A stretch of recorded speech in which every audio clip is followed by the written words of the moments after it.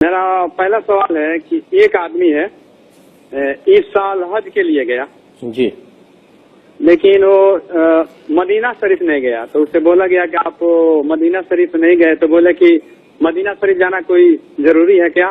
تو بولا گیا کہ میں نے تو ایک آدمی نے بولا کہ مدینہ شریف جانا ضروری ہے نہیں، لیکن میں نے علماء سے سنا ہے کہ علماء فرماتے ہیں کہ جس نے حج کیا اور میرے زیارت سنا آیا اس نے مسلم کیا، تو بولا ایسا کچھ حدیث وغیرہ نہیں ہے، تو کیا اس کا کہنا درست ہے؟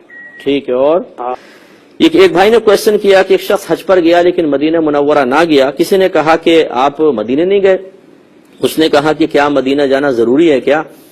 تو اس نے ایک حدیث سنائی کہ نبی کریم صلی اللہ علیہ وسلم نے ارشاد فرمایا کہ جس نے حج کیا اور پھر میری زیارت کے لیے نہ آیا اس نے میرے ساتھ جفا کی، یہ حدیث بیان کی۔ تو اس نے کہا ایسی کوئی بھی حدیث نہیں ہے۔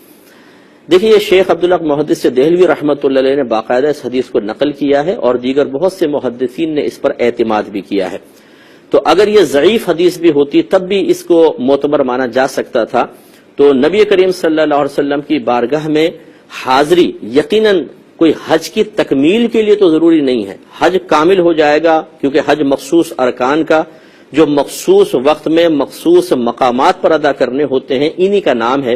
اگر کسی نے وہ تمام شرائط پوری کر دی تو وہ حاجی تو ہو گیا، لیکن یہ بہت بڑی محرومی کی بات ہے کہ سید کونین صلی اللہ علیہ وسلم کی بارگاہ میں حاضری نہ ہو۔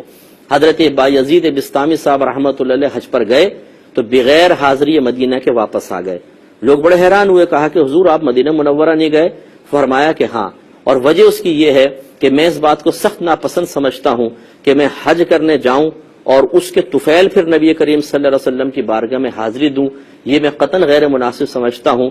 سرکار کی بارگاہ وہ بارگاہ ہے کہ مجھے براہ راست خاص سرکار کے قصد و ارادے کے ساتھ حاضری دینی چاہیے، لہٰذا میں واپس آیا ہوں اور اب میں جا رہا ہوں دوبارہ سرکار کی بارگاہ میں حاضری کے لیے۔ تو اتنا اہتمام اکابرین اسلام سے ثابت ہے۔